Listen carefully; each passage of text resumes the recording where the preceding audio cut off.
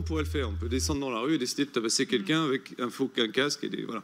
Donc ça n'est pas tolérable dans l'ordre républicain. Et là, il y a un désordre, visiblement. Et que le ministre de l'Intérieur ait été au courant et n'ait rien fait, c'est problématique. Benjamin Amar, je me tourne vers vous. Cette dernière information, selon France Inter, Gérard Collomb au courant dès le 2 mai.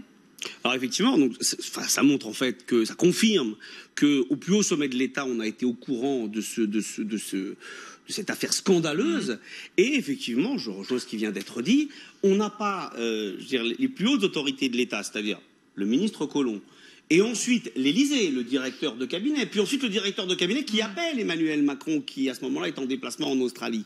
Tout ce beau monde est au courant d'une affaire extrêmement grave qui relève, rappelons-le quand même, de violences commises par une personne ayant une mission de service, de l'usurpation de fonction, de l'usurpation des signes de l'autorité publique, des choses qui vous valent plusieurs années d'emprisonnement en principe, hein, théoriquement parlant, et des dizaines de milliers d'euros.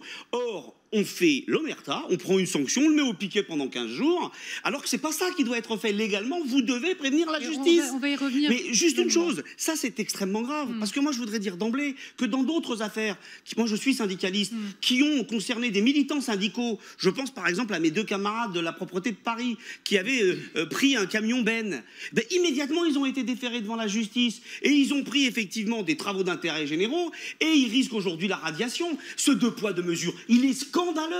Vous avez dit tout à l'heure que d'aucuns appelaient ça une affaire d'État. Mais c'est une affaire d'État. C'est un scandale ce qui vient de se passer. Et alors il y a effectivement ce monsieur, et on le voit aujourd'hui, on va suivre une sorte de Monopoly dans Paris. C'est-à-dire qu'on va se demander où était-il le 1er mai. Toutes les vidéos où il a tapé des gens. Mais ça, il y a le problème de cette personne qui s'est comportée comme un barbouze. Mais ce qui est le plus grave, c'est effectivement l'encadrement, le sommet de l'État. C'est sidérant toute cette histoire. On en apprend tous les jours de nouvelles. Et à mon avis, cette histoire, c'est pas un gravier dans la chaussure d'Emmanuel Macron. C'est un parpaing.